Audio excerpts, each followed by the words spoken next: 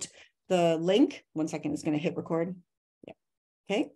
We will send out the link to this recording to everyone on the mailing list, everyone who registered for this event after the event. Within a couple of days, usually we get it together. It is our spring break next week, so if you don't get it immediately, hold on, we will get to you with that link.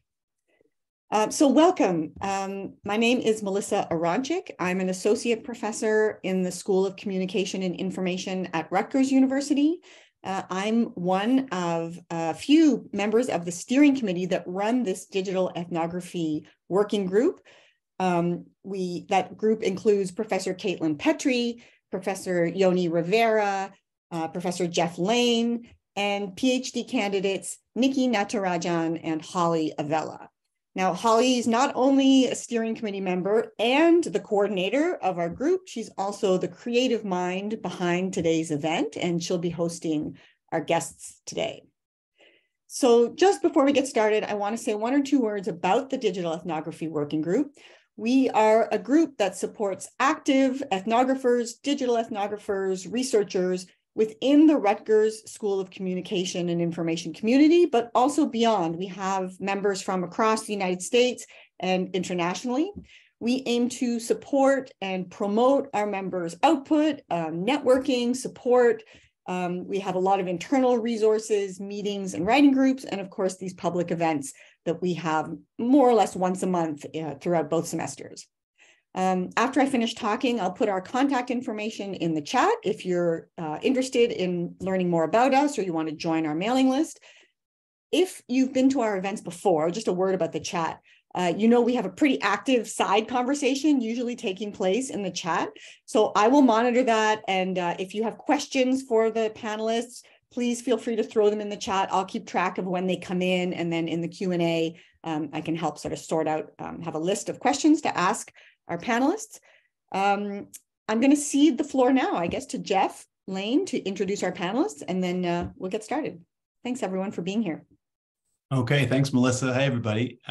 We have 2 fabulous panelists this afternoon. We have Gabriele de Seta, a postdoc researcher at the University of Bergen in Norway. He's part of the ERC-funded project Machine Vision in Everyday Life. And Gabriele's work touches on and examines digital media practices, socio-technical entanglements, and vernacular creativity in the Chinese-speaking world. And Gabriele is the author of one of the 2 pieces that we're discussing today called 3 Lies of Digital Ethnography, published in 2020. And I teach this article in my doctoral methods courses. I think it's one that's really resonated with ethnography students, frankly, around the globe, as far as I can tell. So it was really cool to be able to extend an invite, and the fact that you're here was really wonderful. So welcome. I also want to introduce and welcome Gary Allen Fine, the James E. Johnson Professor of Sociology at Northwestern. Gary has done some really phenomenal foundational writing on culture, especially in small group contexts, from youth sports to mushroom collecting to senior citizen activism. And his current ethnography is a study of American Civil War history enthusiasts. And he wrote the other piece that is the other sort of cornerstone of our discussion today, which is a piece called 10 Lies of Ethnography, Moral Dilemmas of Field Research, published in 1993. And this has become certainly a classic methods piece that I also really love to teach, and that I think has been a piece that a number of us have had contact with. And maybe for those of you who are new to Gary's work, this could be an exciting point of entry. I'll add that my favorite of Gary's work is on the culture of restaurant kitchens and the flow on the cooking line. It's so good. Let me introduce the event now. So I want to say 2 things ethnographers often do are, 1, we certainly discuss and wrestle with our positionality and the moral dilemmas of our work, probably more than other methodologists who don't necessarily answer for their constructions and fictions. So I think we spill a lot of ink on reflexivity and self-critique to understand, often after the fact, who we became during fieldwork and what kinds of access we likely had and likely missed as a consequence of who we were and how we positioned ourselves in our studies. And so addressing the affordances and the limitations of ourselves as data collection tools and really assessing our relationships to our subjects, that's like a totally normal thing in ethnography. It's an established norm in ethnography, and it's not necessarily a norm in other types of research, right? I'm not sure I've ever heard a survey researcher spend as much time talking about who they were when they conducted their survey and how they might have been seen and what kinds of relationships they had and didn't have in those moments. So two, the second thing that ethnographers often do, at least in many of its sort of academic fields, I think, is ethnography is especially self-referential. So now it sounds like we're totally self-involved more than other researchers. And, maybe that's true. But we certainly take, I think, extra pains to not only explain how our studies build upon theoretical and methodological lessons from previous studies, but to further cultivate and care for the lineage of our research ideas and strategies. And frankly, for some of the mentors or even foils that we pick up along the way that we need at certain points in our development and in our writing. And I think both of these things that ethnographers do, we're doing here this afternoon by expanding on a conversation that's already in progress across ethnographic eras. So Gabriele de Seta takes up Gary Fine's statements on the moral dilemmas of fieldwork in the context of digital ethnography. And we thought here was a perfect opportunity to learn more about what we're doing when we do ethnography by inviting Gary's response and inviting and hosting kind of further conversation between these scholars and with all of us as well. So I should also say there's, of course, like a provocation in the term lie or lies, right? And the term lies appears in the title of both pieces that we're using and that we're referring to here. And we use the title in our event. So if I'm hearing correctly, they're saying, if we're honest, our research contains lies in what we say to our subjects and our readers. And I think that provocation certainly merits discussion as well. So the bad news is, guys, we're liars. The good news is, if the titles are any indication, while we're still liars, we're telling fewer lies these days. So that's progress, I think. We've gone from 10 to 3 at least. Anyway, so I'm going to turn over the discussion to today's organizer and moderator and someone who keeps Duke running in all senses, Holly Avella, who's a doctoral candidate at Rutgers in the School of Communication and Information and who studies emotional and mental health in relation to tracking technologies. Okay, Holly. Thanks so much, Jeff and Melissa, and thanks, Gabriele and Gary, for being here. We're going to get right into it. After our panelists give their remarks, we're going to go into a little bit of a Q&A that I'll moderate, discussion between the two of them, and then open it up to questions from the audience. So certainly use the Q&A function as we go to ask any questions you have and continue your conversations in the chat. So jumping right in, Gary, welcome. Thank you. Have the floor.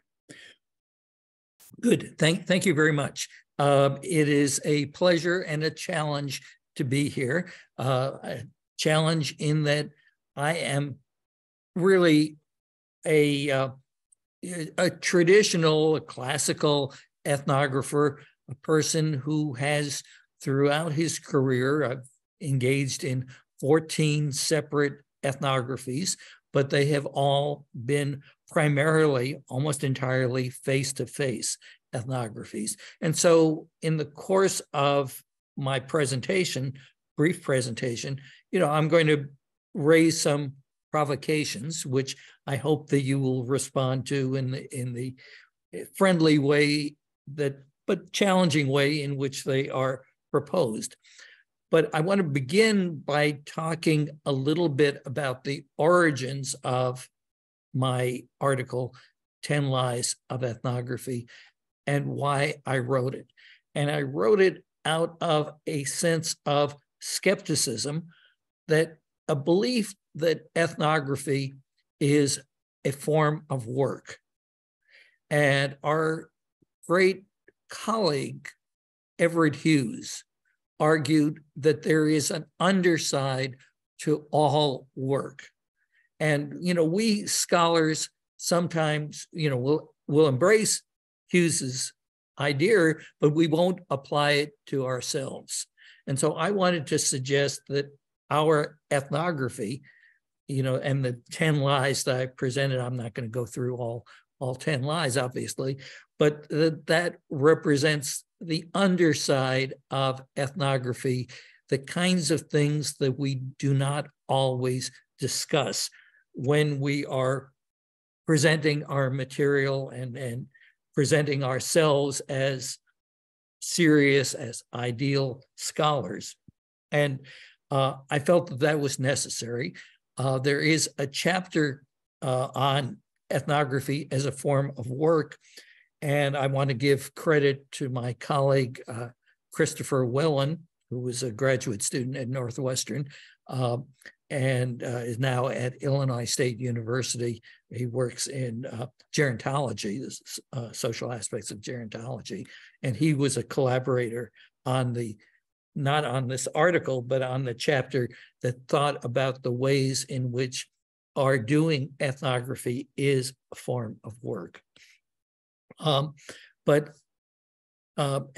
this was an attempt to say, before you look at others, before you criticize the communities that you're studying, let's look at ourselves and let's understand that the very nature of work involves these kind of compromises. I used the term lies of ethnography, again, as a way of getting an audience. I guess I succeeded in that, according to Jeff and Gabriella and Melissa and Holly. They are claims that we make, beliefs, and that they, in their strong form, they are not entirely applicable, that we are not always honest, we are not always careful, we are not always trustworthy, and or even chaste, as I talk about towards the end. And going back, I've been doing ethnography for close on half a century. I mean, my first true ethnographic fieldwork was in 1975, in which I studied Little League Baseball. And did that for 3 years. The kinds of issues that we faced then as qualitative researchers was to convince our colleagues in sociology, I'm talking about, most of whom were quantitative, at least that's the mainstream, that we were doing serious work. And so there was a real push at that time to talk about the ways in which our work could be trusted, that what we are doing is at least within the bounds of science or social science. And that was part of the goal. And that was one reason that we believed so deeply in those early years in being there, in face-to-face ethnography. And that if you weren't present, if you weren't taking notes, somehow you weren't doing real scholarship. And that was our intent and our goal. And I was able to publish in American Sociological Review in 1979. And, in doing that, I really had to make the case that what I was doing was systematic. And I have to say that in the early years of digital ethnography, there was a certain prejudice expressed. It used to be said, and maybe some of you have been exposed to that claim, that being online, doing online ethnography was equivalent to doing ethnography in your pajamas. Now, whether you were all wearing pajamas at the time, I'd leave that to you, but there was a sense that it wasn't quite real. And that's the challenge that I want to raise with you. Now, the history of ethnography has been a powerful history. We have changed a lot of fields as ethnographers. We can go back to Irving Goffman's Asylums, Howard Becker's Boys in White. We can think about 3 similarly titled works: Street Corner Society, Tally's Corner, A Place on the Corner, Bill White, Ellie Lebo, Elijah Anderson, all talking about the corner. And being on the corner meant that you were doing something real. So the question then is being online, is doing digital work the same kind of thing? And I would raise in this group, and a group that I hope would challenge me if you disagree, the issue of what, we've had so many classical ethnographies. I mentioned some of the earlier ones. There's Slim's Table, Manufacturing Consent, Tea Room Trade, more recently Evicted by Matt Desmond, works that have really changed disciplines. So the issue for you as digital ethnographers is, do we have classical works in that tradition? Now, maybe the closest example that I can come to think of, but again, I don't know the entire field, is I think it's called Coming of Age in Second Life. A work that was widely read, but is there a canon of digital ethnography? And that's the issue that I challenge you with. How much of what we know depends on our 5 senses? And how much of what we know can be gathered without all of those senses, without seeing everyone in our sample, in our group, interacting with each other? Well, I think I have laid out some of the issues that I want to discuss. I should mention Gabriele's excellent article in which he raises issues of, what does it mean to be present, to be arguing that that you're part of a network, the networked field weaver, the eager participant lurker. That is, how much can you gather when you are not explicitly a part of the group, that you can listen in without being real? And does that represent an ethical challenge when you're studying people who may not know that you are lurking? And then finally, his important issue about what constitutes representation. That is, given that others may not know what we're doing, how much are we fabricating? And that third one, I think, is most closely perhaps related to the 10 lies in which I discuss. So I think I've been talking for about 10 minutes or so, and that was my charge. So I hand the floor over to Gabriele. Yes, hello. Thank you for having me. This is such an incredible event. I'm going to share my screen because I have a few slides. Okay. Yes. Yes. So, well, hi, everyone. This is Gabriele de Seta, and I'm just going to basically introduce my article, following up on what Gary was just saying. So I wrote my article directly referencing the 10 Lies of Ethnography paper, and also another, I think, a book chapter that came out in 2009. That was sort of the same argument, but applied to organizational ethnography. So there's a very clear genealogy, and what Jeffrey was mentioning about self-reflexive discussions of a field and of method.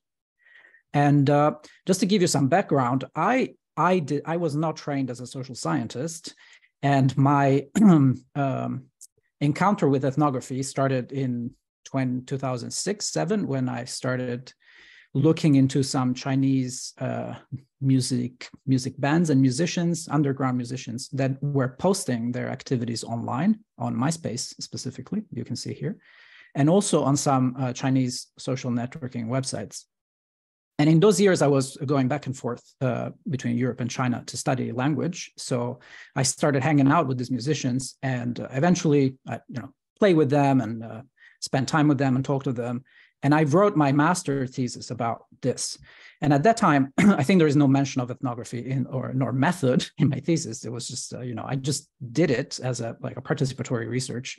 But I think it's from this moment that I started thinking about the possibility of doing ethnographic work that crosses between, online activities and face-to-face interaction. And so I'm sort of I discovered ethnography post factum. So when I did during my PhD, I realized, what I was doing was sort of ethnography, and I can probably do it better if I read some method texts. And I encountered ethnography, I think, in a already interdisciplinary environment. I was studying in a department of social science, supervised by anthropologists, but with sociology colleagues and psychology colleagues. So it was a very it was sort of where ethnography had gone already across disciplines. And anthropologists are actually, some of them are not that happy about it. Tim Ingold talks about ethnography being on the loose across disciplines. But to me, it was quite interesting that this method was used, had been used for decades or almost a century by urban sociologists, and then in social linguistics, cultural studies, even in design. And even if Ingold says this term is so overused that has lost much meaning, I did think that to me it was very inspiring, and I wanted to know more. And what I wanted to know more about was how to apply ethnography to digital media, so to the internet, to smartphones, to social media.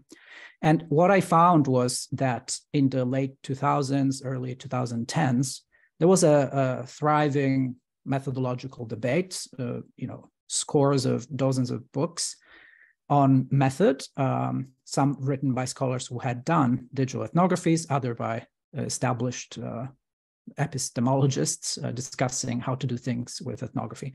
And so I read a lot of these, and much like Gary, I think the reason for writing this article was driven by a kind of skepticism about this method that was rapidly consolidating into an established tradition. And so after reading a lot of method, but not many ethnographies, so going back to the question of canon, I had read a few, like Coming of Age in Second Life, and some about one about Bonnie Nardi's study of World of Warcraft, and Daniel Miller's study of internet in Trinidad. So there were some works that were becoming canon, but actually most of the literature was methodological. So I think this brought me to question some of the claims that were being made. And I went to do a digital ethnography myself for a few months of fieldwork in China, this time with a little bit more of a methodological background. And this included all kinds of activities. So it included interviews and discussions and just everyday interactions, talking to research participants about how they used apps and how they used their phones. Included the usual, everyday life observations in cities. And it also included looking at social media content. So how people talked about technology on social media, how they posted and discussed and made humor. So this was my experience, after which I wrote this article.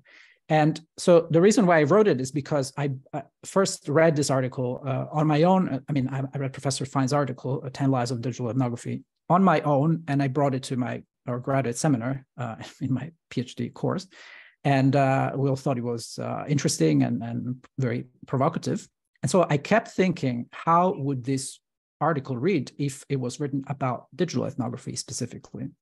And I guess that I did enough ethnography at some point to become a proficient liar about it.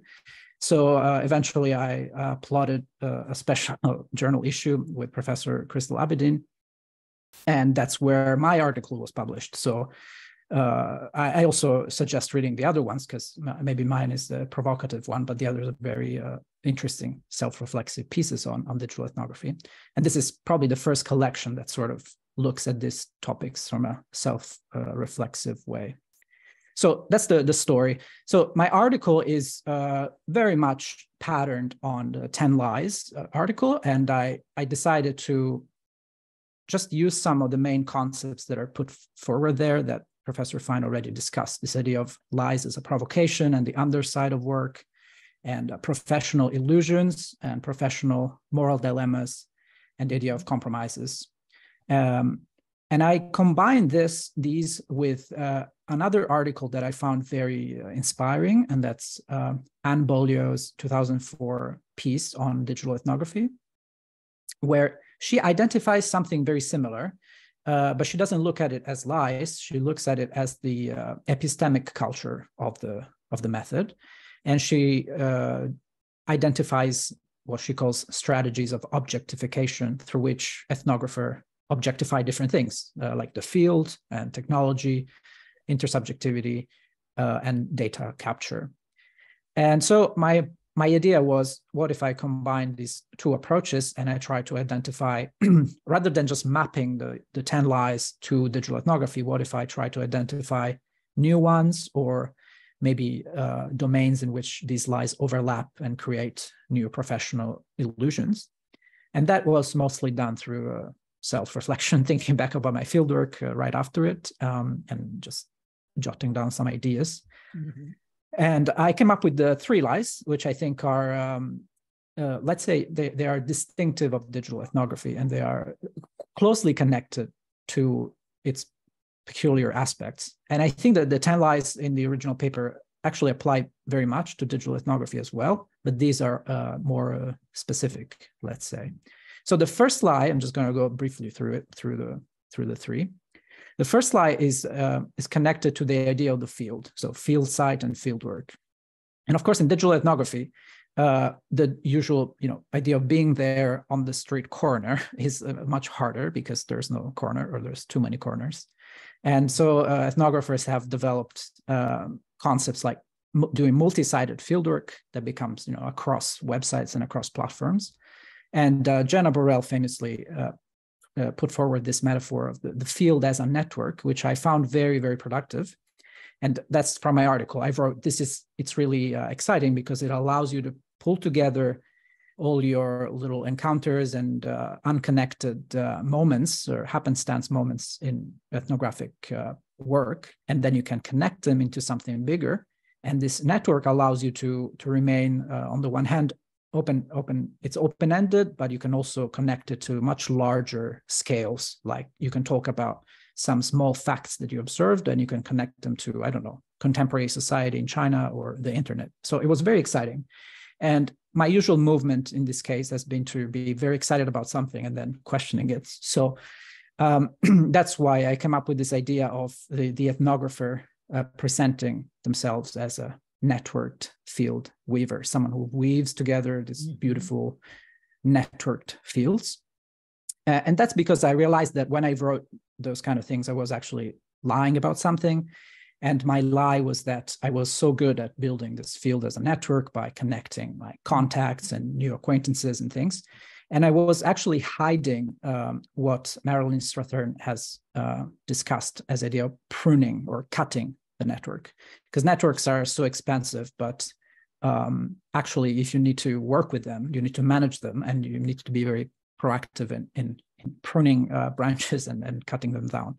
So what I was doing, in fact, was constantly, grasping at straws and pulling on strings and connections. And then as soon as I got something, I would need to cut because there is so much data, especially online. With every new connection, every new acquaintance, you get 100 new connections, and you could potentially study for hundreds of years, even a small topic. So I think it is important to acknowledge that, yes, the field as network is a very productive metaphor, but you risk becoming this sort of field weaver, lying about how actually you're very much involved in cutting down and reducing and keeping your field very neatly trimmed and manageable. So that's the first one. And the second one was about participation. Again, participation, another huge topic in methodological discussions, from this idea of a particular kind of presence. And in digital ethnography, participation has been connected to this practice of lurking. So being in a place, observing what's going on, but not really interacting, because digital media make this possible. And Anne Beaulieu has proposed to instead try to participate as a way of being engaged in an intersubjective way with your participants, even if the media would kind of suggest not to do it because it's easy to just lurk. So again, I found this idea interesting. And in my experience, actually, it's very easy to not just lurk, especially with today's social media and multiple devices we have. It's very easy to engage in a wide variety of practices. You don't need to make a decision. You can read something, you can like it, you can comment, you can share it, you can edit, you can link, and you can do so according to your preference and according to your research question. So this form of participation is very enticing. And again, I questioned then this idea, this emerging figure of this eager researcher who both participates but also lurks and is very engaged, but is also very observant and sort of abstracted from the social context. And this is sort of how, if you read my thesis, which I don't recommend, but that's what you would find, that I would write myself into this sort of person who achieved a mastery in all kinds of participation, who's working from different field sites all the time and keeping in touch with people and friends across field sites, and who's sort of observing digital media use from this vantage point of carefully crafted presence. And again, in a similar way, I thought this was, after all, a lie. And to me, it was more productive to recognize that there's a lot of uncertainty in digital ethnography when it comes to participation. It's more interesting to actually look at how these decisions about participation are negotiated on a regular basis. And this is what I call the eager participant lurker. It's a figure that evidences how the anxieties and apologetics of negotiating and establishing ethnographic presence sort of end up obscuring how you participate, and most importantly, I think how other people participate in the medium you're studying and in your study as participants. So there's a lot of overlap there. And the third lie is about representation, and also mostly about ethics, really. Because digital media, one of the differences, I think, between traditional ethnography and digital ethnography is that traditional ethnography relies on text, on your field notes and your representation of what happened. And it can use photographs or maybe a documentary. But digital media are natively multimedia, and people leave traces on them. And this makes it more complicated to represent what is happening, because you need to make decisions about, are you taking something and using it in your writing, or what about the identities of people who might not want to be found? You cannot just use something that will be traceable. So that's why Annette Markham proposes the idea of fabrication, which again, I found very, very useful, because suddenly I could not think too much about the ethical way of representing, but I could embrace this role as an editor, a translator, and fabricator of vignettes. So I could take notes, and I could save some conversations or take snapshots, and then fabricate this new sort of representations that were realistic and were communicating what I wanted to show, but they were not traceable back to individuals, right? So I thought that fabrication was a really productive strategy. And then again, I questioned it, and I thought that actually this has a lot to do with expertise. So I felt in a way capable of becoming this expert fabricator because I was immersed in my field sites, and people there recognize my proficiency in language or in their slang or in their practices, social media practices, which kind of allowed me to say, oh yeah, I guess I am an expert. Now I can make stuff up, right? But I think this hides how much this process was a patchy process for me. And it was, I was actually quite ignorant. And most of what I learned was because I asked, and I was, calmly explained a lot of things, which I think is a very common experience in ethnography, right? That how you become an expert is through the help of people who want to kind of drag you in that social context. So I don't want to detract from the usefulness of fabrication. I think it's a ethically promising strategy, but I think that we should try to avoid identifying too much into this expert fabricator of ethnographic facts. So that's the last lie. So what I want to leave people with my article and with this presentation is that this, again, as Gary said, I think, I don't know if we agree on this, but for me, this was not, this was a provocative way of titling my article and my main concept, but it's not a hit piece on ethnography or digital ethnography, because I still do it and I enjoy it, and I think it's very valid. And it's not about exposing, some colleague who I think is not doing a good job or something.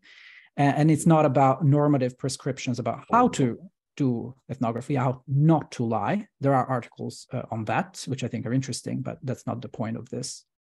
And I really did not advance Fine's argument much. I agree, and this is very interesting to me, that ethnographies cannot help but lie, but in lying reveal truths that escape those who are not so bold. So to me, this is an argument in favor of more self-reflexivity, really.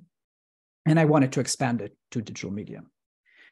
And so I linked these lies and moral dilemmas to the construction on an epistemic culture, which I think is happening in digital ethnography. We are creating this methodological canon. So I think reflexivity is important.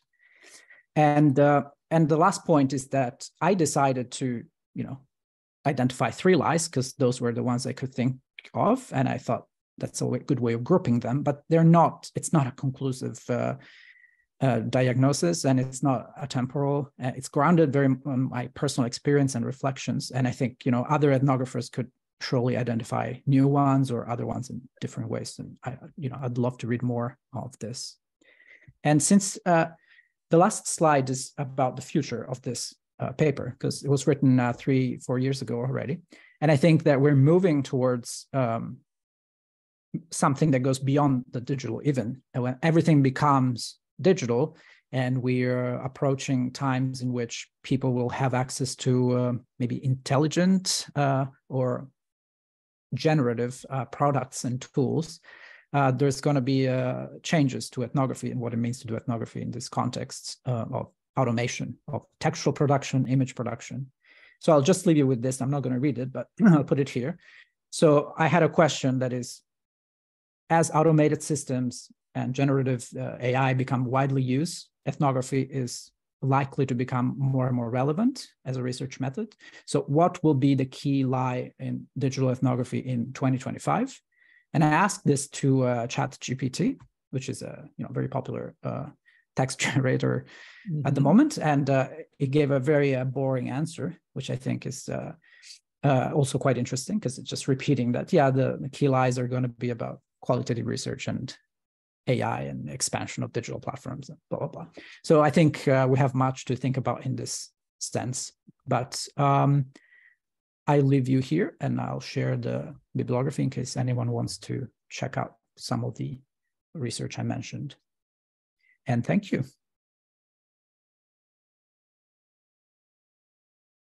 Thank you so much. Those were both fantastic talks and provocations and gave us all a lot to think about. So again, make sure to put any questions you have in the Q&A or the chat so that we can get to them shortly.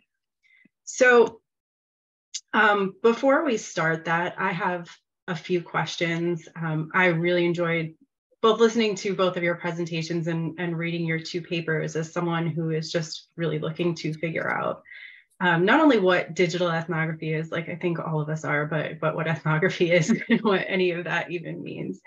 So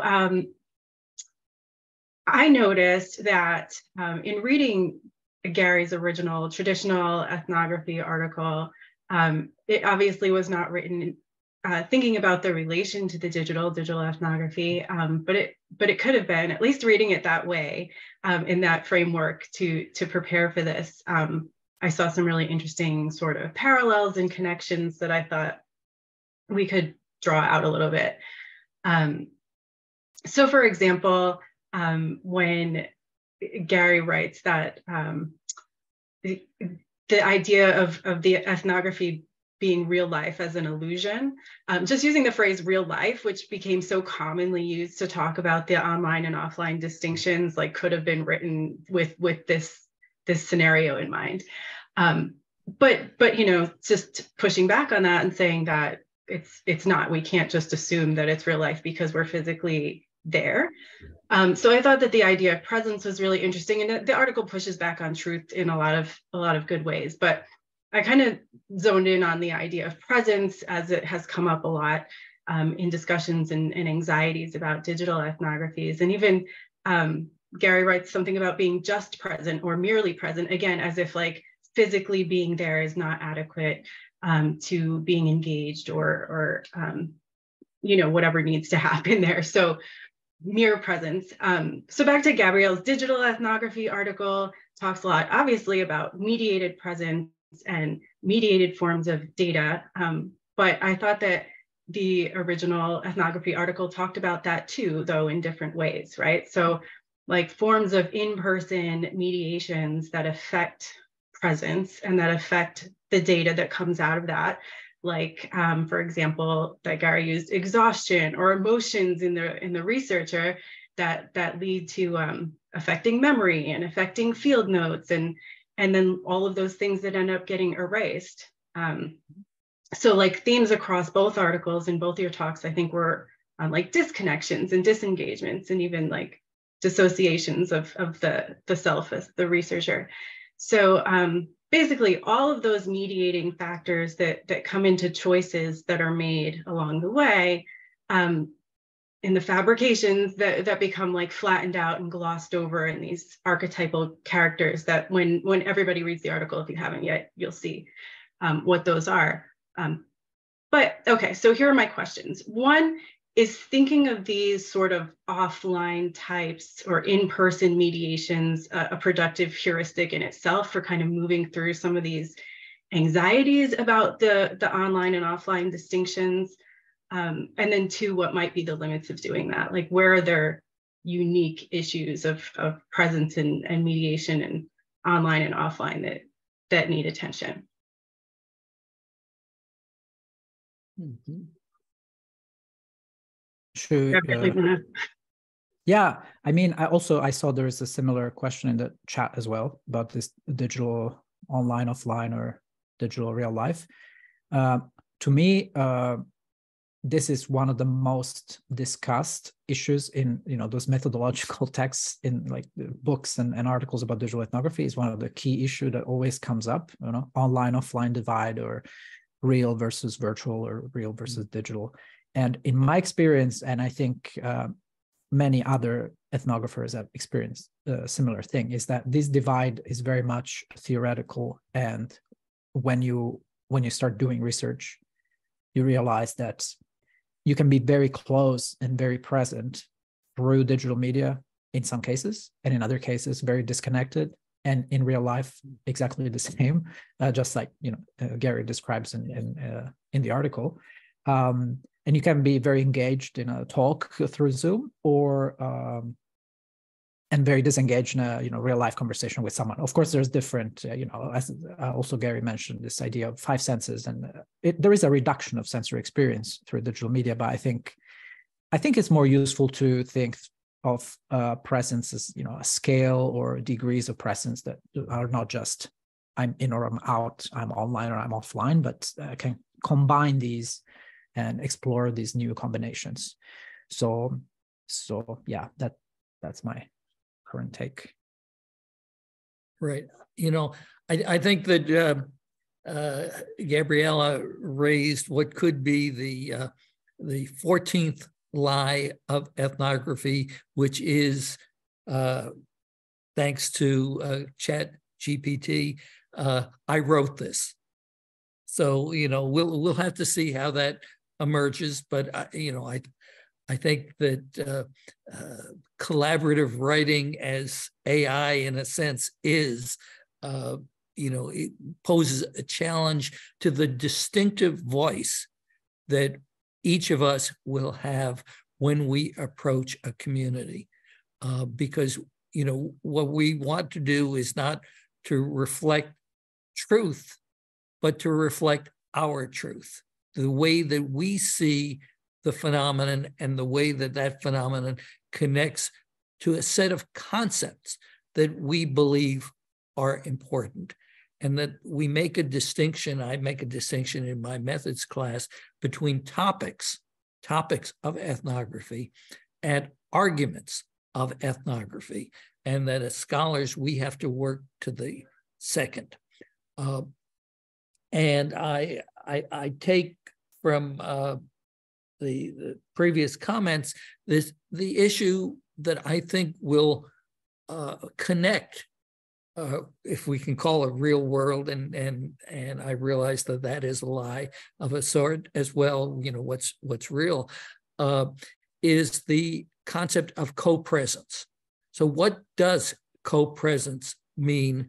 And there have been Michael Sauter and others have written about can co-presence be mediated, and in what sense does that make sense? I think that's a very important issue, and I think that there are some areas in which digital ethnography can involve co-presence in the strong sense of the term. And then there are others in which co-presence only operates in a weaker sense. And I think that we need to theorize that and theorize that from the data. One of the concerns that I have, and I speak to you as someone who is guilty as charged of what I'm going to say, is I think that ethnographers talk and write and think too much about their method rather than doing it. And so I might ask all of you, we have 80 some people, what are you doing here? Why aren't you in the field? Why are, and I confess, I mean, my article is an example. Other articles that I've done are examples. Many of us who have been in this domain for a while have written articles about methods, but we need to do more analysis of field settings. And I think that should be one of the things that we always keep in mind. Nice to hear about how we think about digital ethnography, but even nicer to see the examples from your research that speak to this. Yeah, thank you so much for that. The next thing that I wanted to ask you about, because this comes up a lot in our talks in general in this group, and then also it came up several times as I was talking to people about this particular event, which is the disciplinary distinctions and differences that we have in people who use ethnography and digital ethnography. It was brought up in the talks a couple times, so I know, correct me if I'm wrong, Gary's article kind of came from a sociology standpoint, and Gabriele is a little bit more from an anthropology standpoint. And then, of course, we have people from all over different disciplines here today. So I just wondered if you had any insights into how that shapes these questions that you've been asking, or how that shapes the different lies that are told, or the types of liars that emerge out of that, or like you said, the need to legitimize ethnography as a social science. Is that somewhat solved by the digital, or is that disciplinary distinction important there too? So do you have any thoughts, at least about the differences between the two of you and what you were writing in context, or beyond that? Well, I would say that, the disciplinary divide is important in that it first relies on a canon of research. Sometimes works are canonized by a number of different disciplines: anthropology, sociology, even communication studies. But we're responding to a set of claims that others have made within our social network, within our intellectual network. And that means that the kinds of issues that I'm responding to are the issues that sociologists, maybe call them mainstream sociologists, have traditionally been connected with. I published a little in anthropology, but really there's not a different language, but a different dialect, a different set of arguments that you need to respond to. So I remember back in the 1980s, when there was this anthropologists became very enamored of postmodernism, writing culture, Clifford and Marcus and the others of that period. I read that, but I read it as an outsider because it didn't quite speak to the debates that sociologists were having with each other. And we are different cultures, different nations of a sense.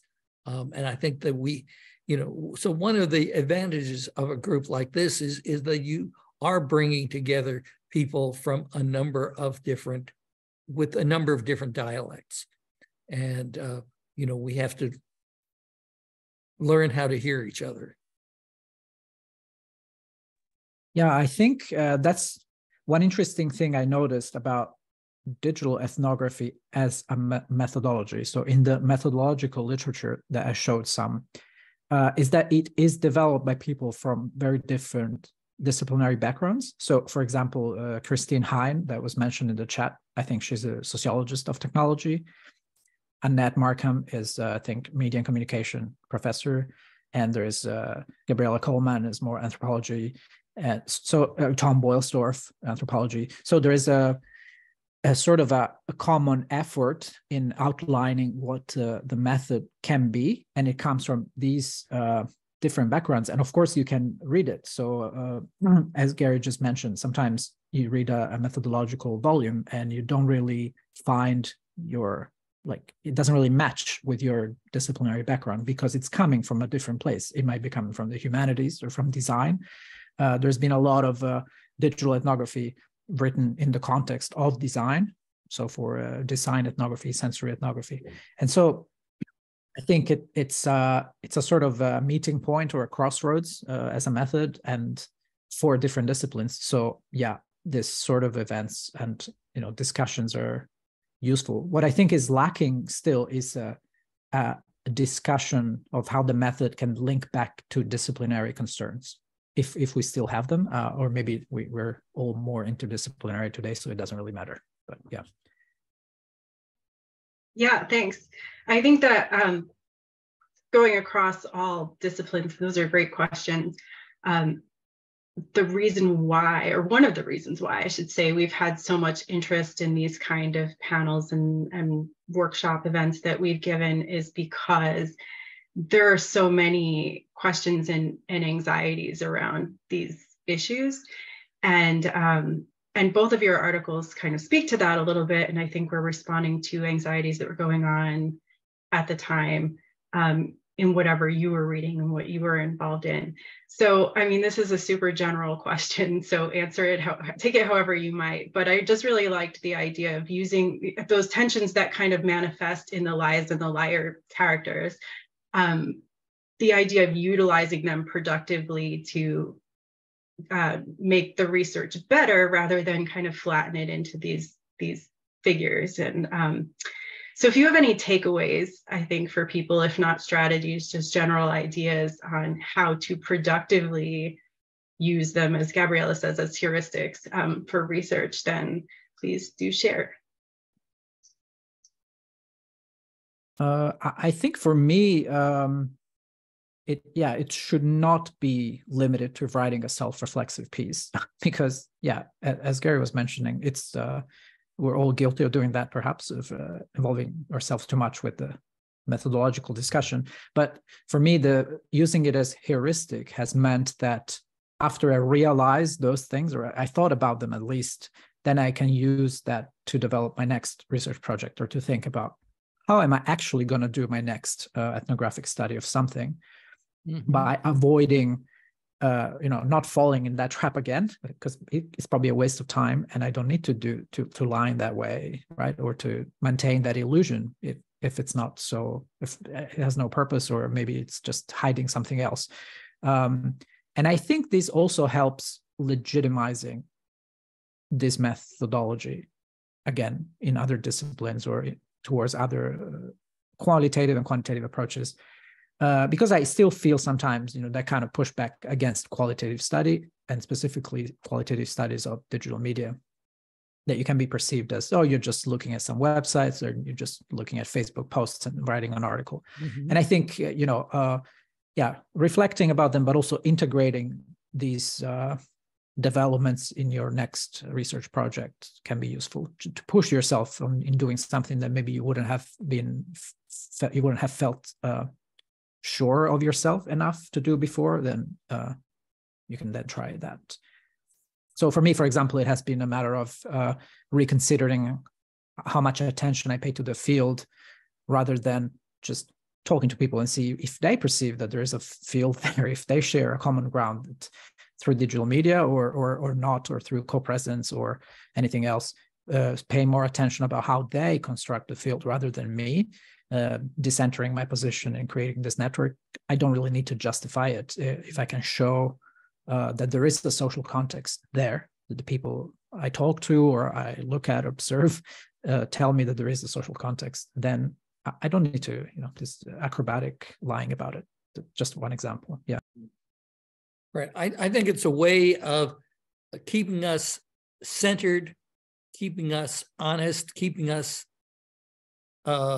aware of the necessary limitations of knowledge production. That the argument that has been made by the social constructionists, for example, and not everything should be accepted by the, from the more radical constructionists, but the general takeaway is that, everything is situated through knowledge communities and knowledge practices. And that's what I was trying to get at here. Not that there are evil people out there, not that there are liars out there, but that the kind of the way that we are trying to figure out the world demands, cannot avoid these challenges, and that we need to think about the way in which, a researcher needs to be kindly, for example, and the way in which kindliness perhaps directs our attention away from uncomfortable truths that we also need to be aware of. Likewise, the personal virtues that I talk about, that those are things that are part of our equation as panelists, as observers of the scene, that we cannot escape, and that we have to recognize the way in which that standpoint connecting to standpoint theory, which is, very important, affects the knowledge that we will and can produce. Yeah, thanks. I really like both of your responses there. I'm going to, as we're running shorter on time, turn this over to Jeff and Melissa. Have you been keeping an eye on the chat conversation and questions, or if you have questions, go ahead. Okay.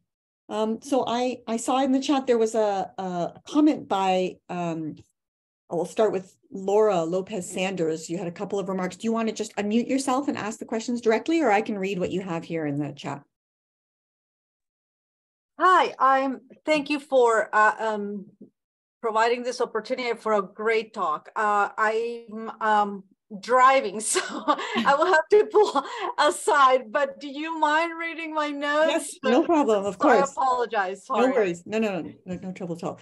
So Laura is wondering, I'm just scrolling down to find her thing here. She's asking about, well, first she asked about a question that I think both of you tried to addressed, which is about this schism between in-person or real ethnography versus not real, similar to the qualitative quantitative distinction, although for some of you, that's not really the right kind of mapping onto qualitative and quantitative, but rather the question of the real. So I just wonder if you have anything more to say on that topic related to this conversation we were just having about social constructionism. Like, is there a hierarchy of knowledge production that we need to think about? And maybe in asking that question, I'm going to scoop in some of the other points being made in the chat about AI and what digital ethnography is going to look like in 3 to 5 years when the real is really, really at issue, at stake in these conversations. Gosh, well, I will be retired in 3 to 5 years, so that's. But maybe I'll still be writing some ethnography, and I think that for someone such as myself who considers his prime methodology to be ethnographic field observation, I use interviews and I use online discussions as supportive evidence. I do interviews, in-depth interviews in all of my studies, but they are means of testing ideas that I have from quote, being there. And I think, to be fair, to recognize my limitations, that we're all creatures of that historical moment in which we were trained, in which we developed epistemic authority. And as I started out by saying, in the 70s, ethnographers needed to gain credibility from disciplines that were primarily quantitative and theoretical. And we did that in a particular way. And since then, I have tried, in some of my theoretical writing, tried to talk about extensions. That is, this face-to-face, quote unquote, real. And I think you're right to challenge that idea of realness, but to think about other forms of what can be real and what can be known and what can be trusted. I can only add that I think it's interesting to look at how digital ethnography has changed historically, because I think it has moved from being sort of a niche, approach to a niche hobby of some people, of online communities and using the internet and using discussion boards, to being a mass medium, like something that everybody's using, and where representation, you just asked about the politics of representation, right? Representation changed, the importance of representation changed.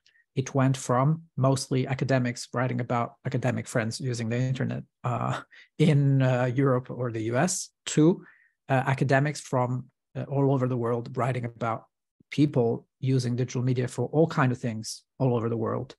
And in the near future, this is likely to include more and more automated agents as well, contributing to these practices.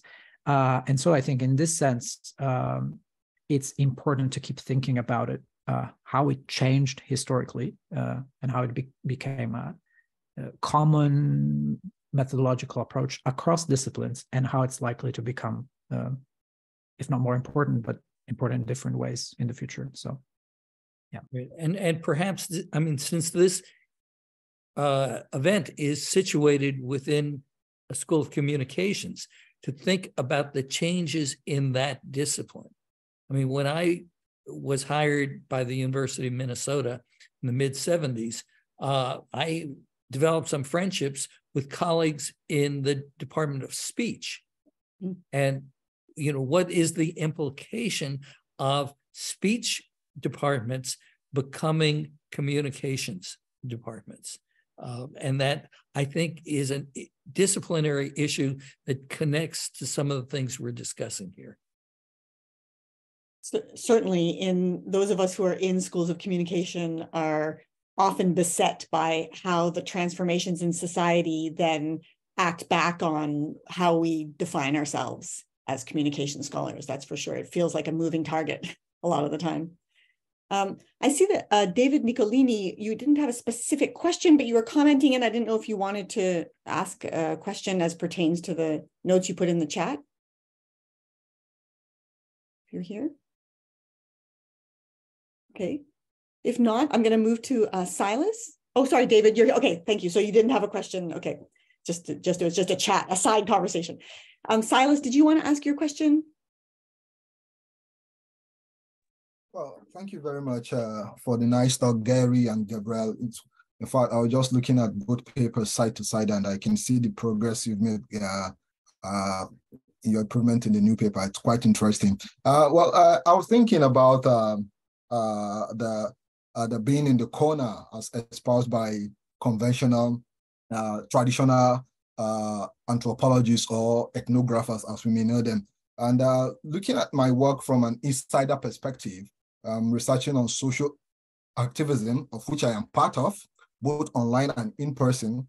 Now, wouldn't that complement or make up as being in the corner, even in digital ethnography? That's just my thought. I'm trying to think through it vis-a-vis your arguments. So I would like more thought or more insight on that. Thank you. I think yes, for sure. I just came up with this when I was talking, and when I said there's no corner in digital media, or actually there's way more corners that's probably manageable, because it's true that in a sense, yes, you're not necessarily on the street or at home when you're on digital media. I mean, but there are new kinds of spaces. There are social spaces and economic market spaces, and there are private and public spaces, all talking all about digital stuff. And there are places that look more like real places, like in virtual reality or video games. So I can imagine, I don't know exactly the kind of activism you're doing and working on, but I can imagine that many activist communities and groups and practices are often working on more marginal areas of social media, or are marginalized by platforms, so or are trying to get more attention. So that could be also like the corner, street corner presence. So I don't know. I think yes, for sure. I think it's more a matter of thinking about this new spatial metaphors of digital media. Yes, Silas, I love your background. And it speaks to this issue. Maybe that's where you are in the Caribbean or some lovely place, but maybe it is kind of a challenge to us as someone who might be doing ethnography on Zoom. That is, we're getting, we get information, for instance, about Melissa's background, and we assume that it is her background, and it gives us some information about her, if I can be Bourdieusian about it, her habitus. But what happens when those backgrounds are chosen to make a various point? So, I think that those issues, are important in terms of thinking about co-presence. Thank you. Yes, thank you. And I would just add to that surely the choice of my own background, even if it's, so to speak, real, is also an indication of a choice that I've made to make a point, not sitting in my pajamas in my bed, though it's down the hall. All right, so we have a question from Yehuda. I'm not sure, Yehuda, if you'd like to ask your question or if you felt it was addressed. I know we spoke a little bit about AI just a moment ago, but you had a specific question. Yeah, I'm specifically. He mentioned AI. First of all, it's amazing. To Gabriele and Gary, thank you so much for doing it. I'm more focused in artificial intelligence in bias and privacy, and I'm just curious what will be the impact on digital ethnography in terms of the topic that we have today, lying. So what are your thoughts? What do you think is going to happen? How do you think we're going to deal with that? I think it's going to impact a lot of things in unpredictable ways that are often not the ones that the companies making the systems are pitching as a market proposition. There are probably things that we're not really thinking about yet. But I can imagine, I can already imagine how it can impact my work if suddenly I am looking at written texts that up to now, I can be pretty sure they're written by people. I'm talking about comments or social media posts. And then in 1 year, 90% of them are automatically generated, and I have no way of telling which ones are real or not. That's a way in which it will directly impact my work, because it will become maybe more difficult to do digital ethnography, or it will become more necessary to try to actually talk to make sure you're talking to people and not automated systems. And this will become, does not only impact texts, because you know that now you can generate images and videos and audio and mix them in multimedia formats, and you can make basically anything in a realistic way. So it will change, I think, how we conduct digital ethnography. And on the other hand, I think we will also start using the systems. So for interacting with each other, and for collecting data, and for exploring the internet and other media. So I think at least in these two senses, it will change things. And maybe we'll not talk about digital ethnography, but it will be something else. Right. I think a future discussion topic is the role of institutional review boards. Perhaps it has been something you've discussed previously. The issue, if you're looking at an online discussion forum that involves minors, children, what is your responsibility? And I see, my student Shi Wang and Nick as well.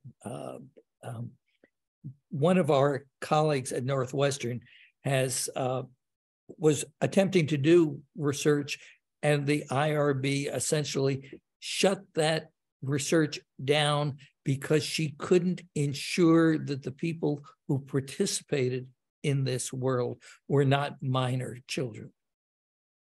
And that will require a way of thinking. If you choose to be online, does it mean that you are now, for purposes of research, an adult? Or do we still have the same criteria that we use for those who are, quote, underage? Thank you so much. Mm-hmm. Thank you. Yeah, that's a very important consideration, one that also my students have already started to face when it comes to IRB review. So thank you. We'll have to think about that very hard in the next few years. I see a question from, hold on one second. I just lost it in the chat. From Yabin Wan. Yabin, would you like to ask your question directly? Oh, we cannot hear you. Yeah, is your volume? It's not working? Okay, sorry, I will ask the question for you. Sorry about that.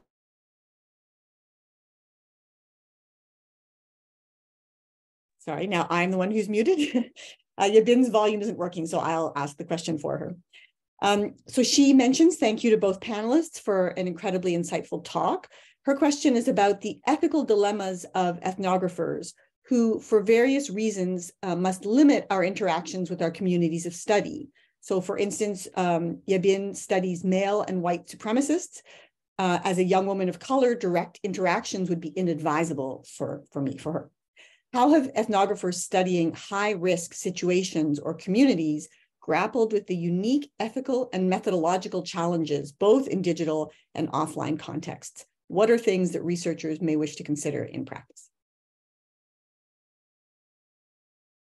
I don't know. I can go first. I don't have much experience in that, but there is. It is of course always advisable to put your safety first, even on when you do research through digital media, because there are more and more possibilities for harm and harassment on the researcher when you put yourself out there.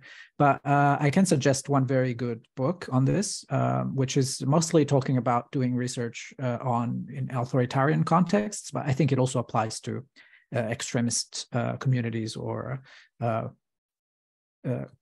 cases in which there is a strong power differential between you and the people you're studying. So I'll link the text in the chat, and so everybody can see. Maybe Gary has more suggestions. Yeah. Well, I think you need to think about the amount of danger involved and what is your personal response to that. I mean, some of the most excellent ethnographies have placed the researcher in situations in which there was some measure of threat.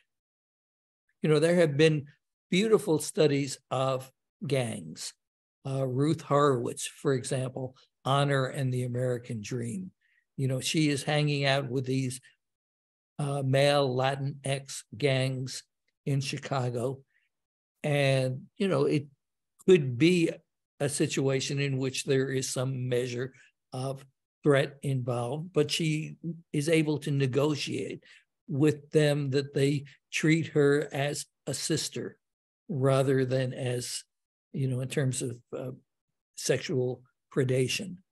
Not knowing the particular domains that you're looking at and how extreme they are, you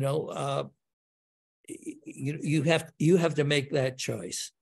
And if you feel that you are sufficiently safe or that you have a mentor involved, someone who will protect you, then it might be a brilliant project, in which there are people who are outsiders who become accepted.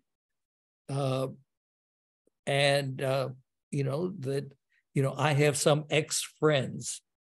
You might be that ex kind of friend.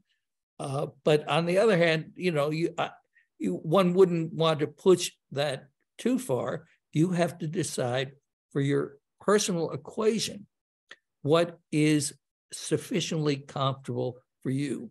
And again, I make fun of myself as someone, an ethnographer who in their 14 projects have basically studied people who are more or less like me, middle-class Americans. I don't study impoverished groups, criminal groups, so I don't want to make light of that distinction, but I do want to note that, we can think about some of the great ethnographies, I saw Forrest Stewart here. I'm not sure if he's still here, but his research on the homeless in Los Angeles and on gang members in Chicago has really been exemplary in that regard. But you need to situate yourself.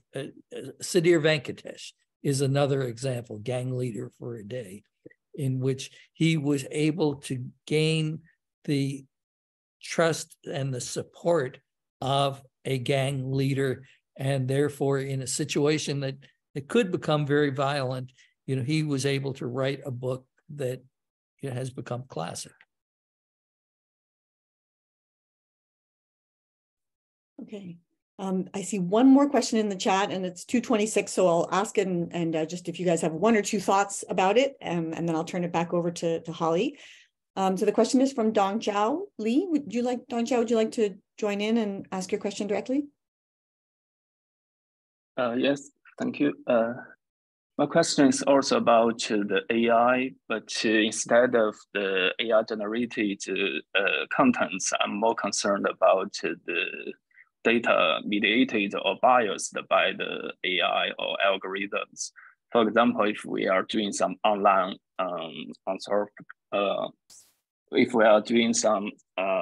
online anthropology, and we are analyzing some data or online history to analyze the user's behavior, it's very easy that those data are already filtered or biased by the algorithms. For example,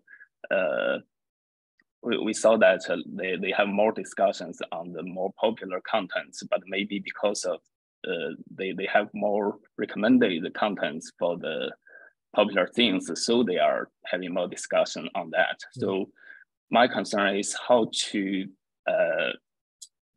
figure out these questions and how to solve it by keep it in mind that there might be a bias there. Thank you. That's right. I mean, it's important to remember that AI is not a sentient being. That ChatGPT, what it does is gather information that is already out there, gather information that we have produced and provided in a new form. It is not, it is not something in a self in itself. And so I think you're right that, these models connect to what is already happening in society, but we have to understand who is communicating in those domains. Yeah, and I would add, to this understanding of what algorithms, what they do and how they work, I would also add that, at least for me, only looking at some online interactions or some comments, only observing things, I would not consider that to be an ethnographic study of digital media. So even if you conduct everything through digital media, I still require, at least when I do it, of engaging with people and talking to people, one-on-one or even in a group setting, but talking to people about things, and not only relying on the traces they left. Because if you only rely on traces, then it becomes closer to analyzing discourse or analyzing speech acts. So I think it would not fall in that behaviorist trap, because I'm not attributing behavior by looking at just the traces. I'm always trying to talk to people and report on what they tell me or what they tell each other. So yeah. Okay. Holly, Jeff, do you want to jump in? Yeah, I think that's a great place to leave it. I think everyone's becoming now anxious about AI and chat, and I think that connects to a lot of what you're writing about traces and things like that. So give us so much to think about. Thanks everybody for coming. Thanks Jeff and Melissa for your help, and thanks especially to Gary and Gabriele for your great talks and for sharing your work with us. Thank you. Thank you so much for being with us. Thank you, everyone. Thank you, everyone, for joining us on Friday. Have a great spring break to those on spring break next week, and take good care. Thank you. Oh, and we have our next event on April 21st. Oh, and let me say, I'm doing ethnography this evening online because the group that I'm studying is in Chicago, but they have Zoom access. So I'm going to take everything Gabriele has said and take it into account and lie in whatever ways I think appropriate. Amazing. Thank you. Good luck with that. Thanks, everyone. See you again soon. Thank you.